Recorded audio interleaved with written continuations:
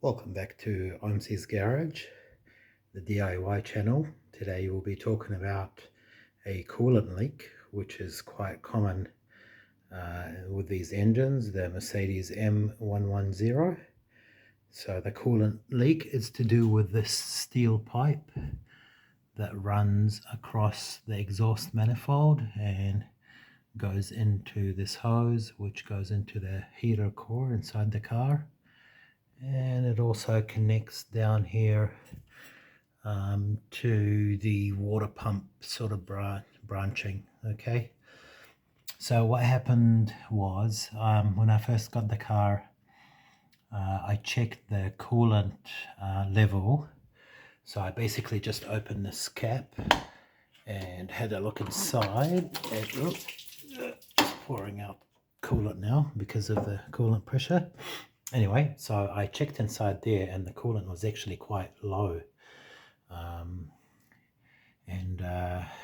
couldn't really see any leaks anywhere, no coolant leaks whatsoever. I did, looked around.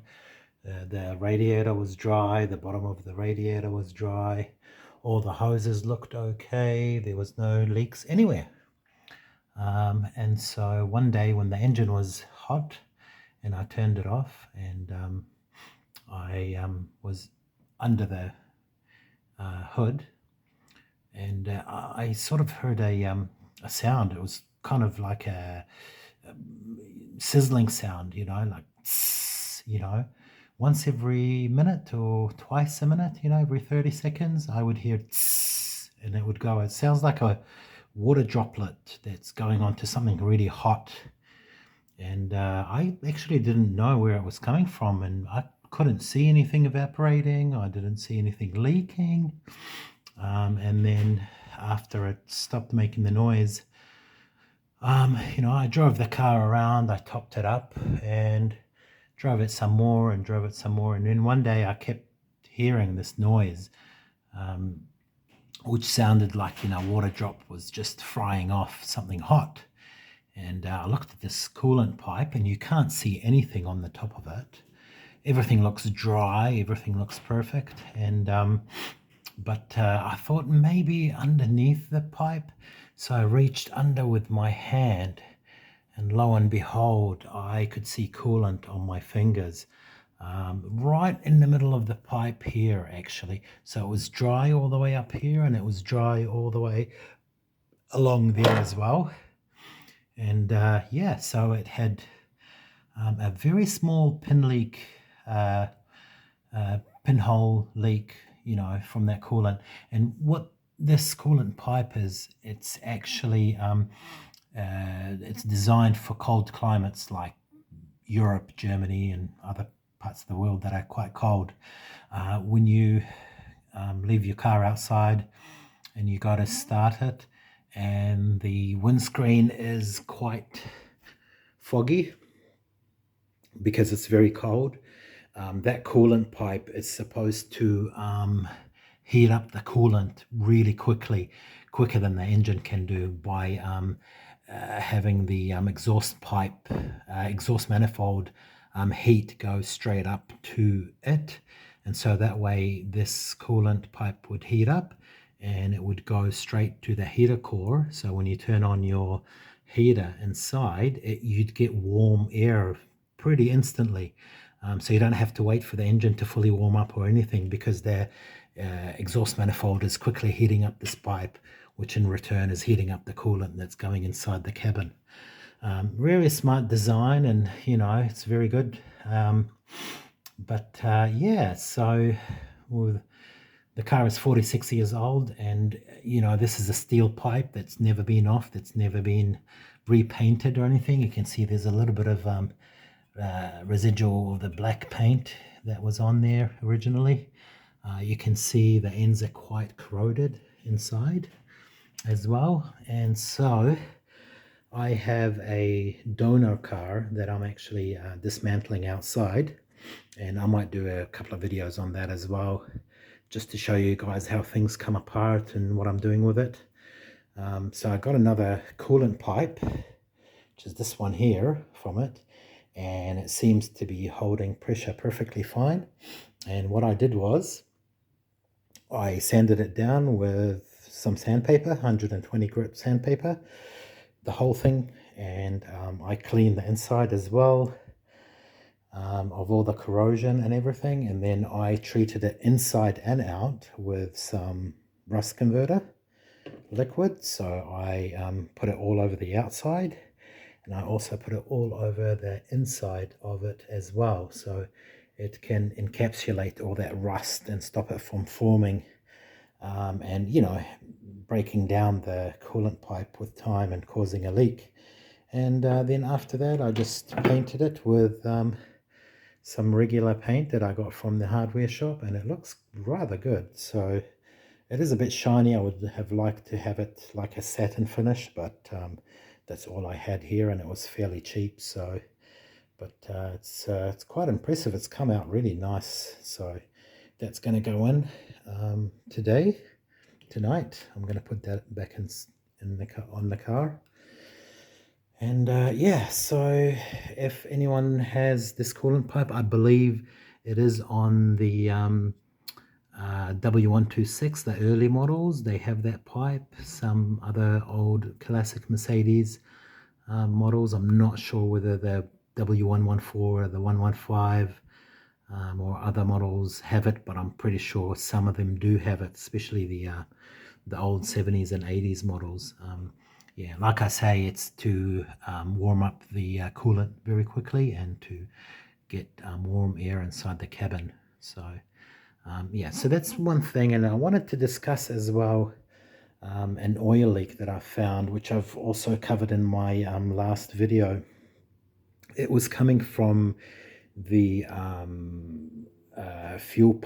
manual fuel pump flange, which has two rubber O-rings on each side. And if you watch my previous video, I explain how the size of the rubber O-rings and what you need to do to change them and how you change it and put it back in. But funnily enough, the mechanic that worked on this car before, and I mean, I don't mean all mechanics are bad, but he changed all the fuel lines, right? So all the fuel lines, all the way from the fuel pump itself, all the way back to the fuel tank, and put filters in and everything. But while he was in there, right where the fuel pump is, the fuel pump was absolutely gushing out with oil from that the flange. And I just don't understand why he didn't repair that, or told the owner that it's a simple repair of changing the O-rings. Yeah, so he did that. He changed the fuel lines. He bled the brakes, I think, and he changed the rear brake pads on the car, and he also changed the transmission fluid as well. Not the filter or anything, or the transmission pan gasket. He just changed the fluid, left the original filter in there from 1979. It's never been changed. So he left that in there. He just changed the fluid, did an oil change, did the fuel lines, put a fuel filter on, left the oil leak. It was so bad. I mean, the car had low oil level when I got it, and as the car runs with the oil pressure, it was just drip, drip, drip, drip, drip, drip, drip. I mean, if you drive that for a month or 2 months, the car will eventually run out of oil and you'll seize up the motor. But of course, he didn't care enough about his customer to tell them about these simple O-rings that need changing out. And while he was at it, when he did the transmission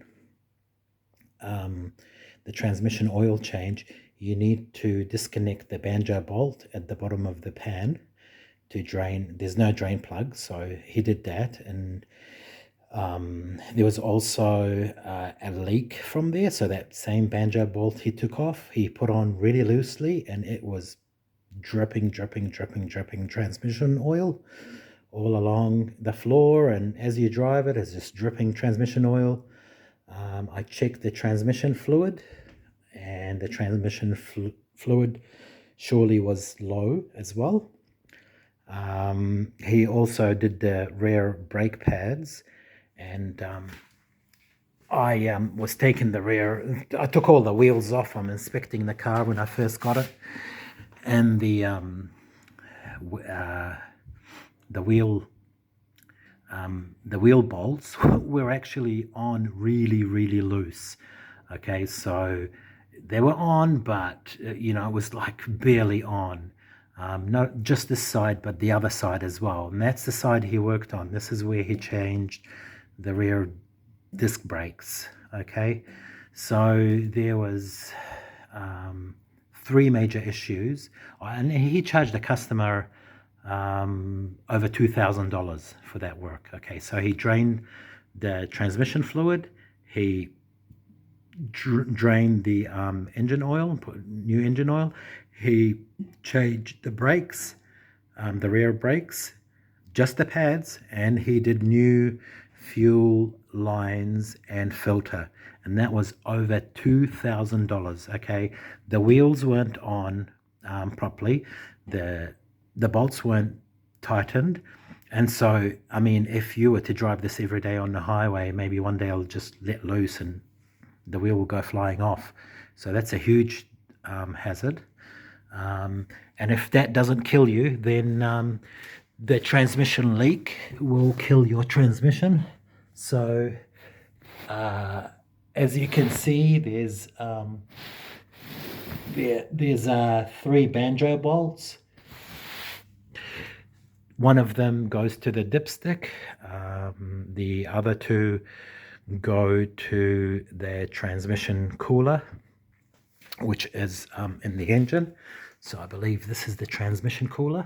Okay, so there's two banjo bolts at the transmission and a third one for the dipstick, and all three of them were leaking quite badly, and also the transmission pan gasket was leaking very badly, because it's the original one. It's been there for 46 years.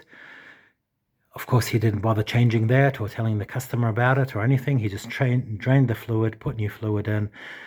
All three banjo bolts were loose, and all three of them were leaking, and the transmission fluid was actually low. So when I went to drive the car was shifting funny. It was delaying the shift, having a lot of flare-ups. The shifts weren't really crisp. They were kind of harsh a little bit, and the engine would really rev itself very high before it goes into the next gear. Sure enough, when I checked the transmission fluid level, it was low, and it was because of that. So, if the transmission ran like that, leaking for, months and months, of course, nobody ever changes their transmission fluid or thinks about it, maybe once in a blue moon. As mechanics say, oh, you only need to do it every 100,000 Ks or, 60,000 miles or whatever it is. I mean, that's absolutely terrible idea. That is very, very long, because the transmission has bearings, it has friction clutches, it has actuators, it has a valve body. There's so many things, moving things inside of it. And if you let your oil or fluid in the transmission get that old and that dirty, all that dirty fluid becomes very corrosive, and it'll actually start, because it's corrosive, it'll start eating away at the bearings. The clutch material will start eating itself faster because there's a lot of corrosive material floating around in the fluid. And so my rule of thumb, it's cheap to buy a bottle of transmission fluid. Do that and just stick it in once every 2 years. If you're really lazy, every 3 years, regardless of the mileage. I've been doing my car's fluid and filter change once every 2 years, and believe it or not, the oil, I don't do huge mileage because I have 3 cars I alternate in between, or 2 main cars. So, they don't get driven hugely, not huge mileage. But when I drain the fluid on the transmission, it comes out literally black. Even though I do it every 2 years, it comes out very, very dirty. And that dirty fluid is, running your bearings, running your clutches, running your actuators, running everything inside your transmission. So, and to put a new transmission in costs thousands and thousands of dollars plus labor, plus, or the headache or the time off that you don't have your car with you. So yeah, I advise that you be vigilant, make sure you go to a trusted mechanic. And to be honest, I started DIYing my own cars because of mechanics. Almost every mechanic I went to, 9 out of 10 would absolutely F my car up or do something real stupid. It drove me to a point where I thought, nah, I'm going to have to start working on my own car, taking my own time. Mechanics are always running on a timer. They want to get this thing in and out of the door. They don't really care what it looks like as long as it runs and it's fine and the owner doesn't notice anything. Send it out, take the money, move on, next. So you really got to find an honest mechanic. Even the ones that say, Mercedes specialist or Toyota specialist, they have a brain, they have hands, they have knowledge just like you do. What they can do, you can do exactly the same at home. The only difference is you're not time strict, so you're going to take your time, taking things apart, looking everything over, putting it back together, doing research, where a mechanic is, he comes across thousands of different models and he remembers this one, but he doesn't remember that one. He doesn't remember how this comes alive. He's done this 10 years ago, 5 years ago. So they're all learning and they call themselves professional and they look down on DIY people, like, why do you, those DIY guys, DIY, I mean, mechanics are DIYs. They're doing it themselves and they're doing it for other people like customers. So everybody's a DIY, to be honest, if you look at it that way. But the average guy, if he's susceptible to doing mechanical work at home, I highly encourage it, especially if you take your time and you know what you're doing, you've done enough research and you have the mental capacity and the know-how, and you're good with your hands and, you're very careful because a lot of, the main thing with cars is safety. If you don't put your brake pads back together or your brakes together properly, you might have an accident, or you don't tighten your wheels on because you don't know and you haven't done it before, you could also have an accident. You might kill yourself, you might kill others. So I do encourage people to work on their own cars, but they have to take the safety precautions. And the same goes for mechanics. Sometimes they don't put things together. They don't properly. They don't have the time of the day to test it to make sure it is done properly. So like I say, I've been to so many mechanics. I have been absolutely, disappointed by a lot of their work. One time I went to a mechanic to get a radiator installed. $300, the radiator. He said, "Oh, I'll charge you another $200 to put it in." I said, "Yeah, all right, go on." So I waited about a week to get the car back. The car came back. The headlight was, all the clips, the plastic clips that hold it in place were all broken. The headlight was barely on. My bumper was completely broken as well. All the clips were broken and the bumper was very, very loose. He's just broken everything on the way to get it out. And then when I went to him, I said to him, "Look, I don't think this is going to be road legal. We have road testing here in New Zealand. We have warrant of fitnesses." So I said to him, "That light is just barely hanging in there. It's going to fall off. And same with my bumper. Can you please at least try and fix that? Because it wasn't like this when I gave it to you. The car was in perfect shape. It's never been taken apart before this." And he took it apart. He broke every bit on it and gave it back to me like nothing happened. And he said to me, "Oh, well, if this was a Toyota Corolla, I would put a new radiator on for $200 and you'll be fine." I said, "Yeah, well, this isn't a Toyota Corolla. And if you weren't up for the job, you shouldn't have taken it on." Anyway, so he put some epoxy glue on the tabs, and he said to me, "I'm not touching the bumper. I haven't done anything to it. Sorry, I'm not doing your bumper." I said to him, "Look, the bumper is not like this. It is barely hanging on. It's very floppy, very flimsy. It looks very broken." And he said, "No, no, I'm not doing that. I'm only going to fix your headlight, and that's it." I wasn't going to argue with him anymore. I just picked the car up, had a bunch of epoxy glue to the tabs, and I thought, yeah, okay, fine, let's go. And I left. And another mechanic, the same car, started misfiring. It was misfiring really bad. I didn't know what it was. I went to him. Uh, he was recommended to me by a family member, and he said to me, "I am, pop your bonnet open. Let's have a look."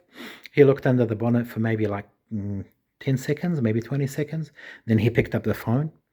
Hello, and he starts calling parts people and people, parts suppliers. And he said to me, "Yeah, that'll be $1,200 plus GST. You need all new coils and possibly spark plugs. $1,200 plus GST. Okay, fine." So he diagnosed it on the fly, basically. So I went home. I was quite depressed. It's a high price. I didn't have the cash ready for him straight away. And I thought maybe I should get a second opinion. I don't know what's going on. Maybe I should start looking at my own car. Maybe I'll figure out what's wrong with it. And sure enough, I opened the bonnet when I got home. I started looking around. And sure enough, there was a major oil leak. It was so big and it went undetected. There was no drips on the floor. There was no drips anywhere to be seen. You cannot see them. It was a V6. And because the V6 is, the cylinders are on a slant, so that would be on a slant that way and that way. The valve cover gaskets, well, it doesn't have gaskets, it has sealant or RTV all the way around. It was leaking really badly. It was leaking so badly that the spark plug holes were filled up with oil, and it got to a point where it was interfering between the spark plug wires and the spark plugs themselves, and it was causing a misfire because the oil got in there and it stopped the connection from happening between the two.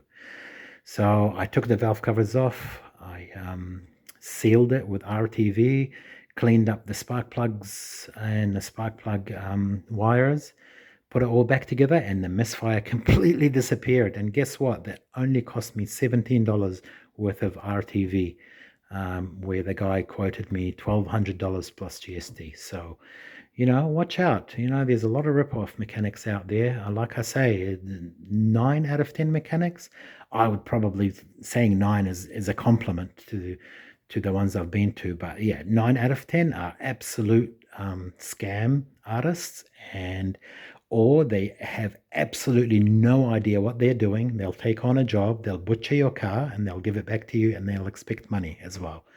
So it was mechanics that pushed me to becoming a DIY guy, and I never regretted it. I haven't seen a mechanic in about 12 years. I've always maintained all my cars. I always have about 3 cars at home, and I service them myself. I fix them myself. I do everything myself.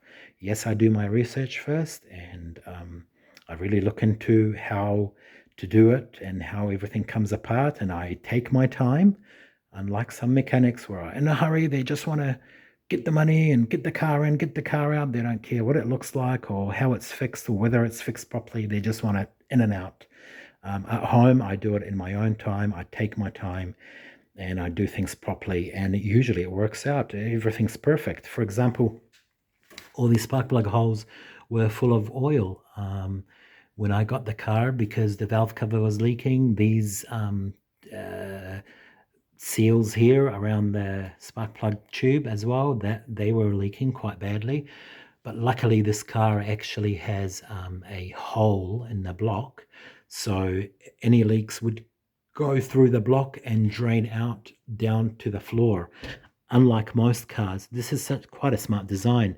Most cars don't have a hole in the spark plug hole, and the oil just accumulates, as it leaks in there until it gets in between the spark plug wire and the spark plug, and then you'll start to get a misfire. So yeah, that's another leak that you would never see on the floor or anywhere. Your spark plug holes will be filling up with oil. I mean, each of those will probably hold, 2, 3, 400, 500 mil worth of oil before they fill up. And then after that, they'll start to spill over. But you'll never, it would be a really bad stage if it starts spilling over. It'll start to misfire before that anyway. Um, so yeah, just a friendly reminder to be vigilant and be very careful to who you take your car to, because some mechanics that you take them to, they might be reputable, they might have good Google reviews, or they might call themselves specialists and they leave stickers on your windscreen, Mercedes specialist or Toyota specialist. But really, they don't specialize in anything. You bring them your model car, and they're like, "Oh yeah, I've worked on this before." And then when they take it apart, they're, "Oh, how does this go? And how does that go?" They don't really know. Like I say, mechanics are just like everyday people. Um, you know, they work on cars. They forget how they take things apart and how they put it back together, or they don't know how to do it, or they have limited knowledge or limited experience, but because that's their field of job, they want to take on the job, get paid, and try it out. So, you at home, if you are susceptible and mechanically minded, why not give that a go to yourself? Worst case scenario, if you break something or you don't know how to do something because you haven't researched it, you can always take it into a mechanic, although they don't like picking up other people's pieces. But you'll find out that you will actually do a better job than most mechanics that you take your car to, and you will save yourself thousands of dollars and wait time as well. So I have one last story. I have a friend of mine, well, long acquaintance, let's call it, from school, that I know. He is also a mechanic, and I took my car in to get the alternator replaced. So I bought the alternator myself. It was a V6. It's the same car. I thought, oh, it's a bit of a job, and I'm not really mechanically inclined or not really confident enough to do it. So I'll take it to my friend. I said to him, "Will you take that on?" He's, "Yeah, yeah, sure, I'll do it for you, man. No worries." He took the car on. He left me without a car for 2 weeks just to put in an alternator. 2 weeks. And every day I would message him, hey, man, is the car done? Oh, no, sorry, too busy. Tomorrow. Message him the next day, hey, man, I really need the car. I don't have any other car. I've been catching the bus and, using other means to get around. Can you please, have it finished? Oh, no, no, tomorrow. And every day he was saying tomorrow, tomorrow, tomorrow, tomorrow, tomorrow for 2 weeks. And in the end, I got the car back 2 weeks later just to get an alternator changed.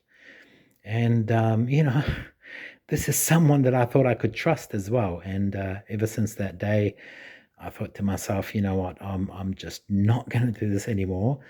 And I'm going to give everything a go myself. And since then, I've never looked back, and it's been maybe 12 or 13 years now. And I have never ever seen a mechanic. I've done engine repairs, transmission repairs, interior repairs, electric repairs, seat belts, name it. I've taken cars apart, put them back together. I've started to buy cars as projects and do them myself, and on sale, etc. So yeah, and I'm loving it, and I'll never look back. I've saved myself so much hassle, so much money, so much headache dealing with dodgy mechanics, and I highly recommend it. If you are good with your hands, give it a go. But by all means, do your research and make sure that everything is safe, because safety comes first. This is a motor vehicle. It's basically a lump of steel and plastics and whatever. And you are very vulnerable. You're just a lump of meat sitting inside of it. And if you work on this car and you don't know what you're doing, and you compromise the brakes, or you compromise the transmission, or you compromise something in the traction or ABS or whatever, yeah, you might harm yourself and you might harm others on the road. So just a little warning out there. Yeah, be careful who you take your car to, because they can also compromise your safety on the road. But also ensure your safety first if you are ever working on the car, which means research, maybe get help or expertise from someone else. Do things yourself and go over them and test them, before you go on a long trip or whatever. Yeah, that's how I do things. Just slowly take my time, make sure everything's done correctly, and yeah, you should be fine. All right, I hope this video was informative, and I will see you in the next one.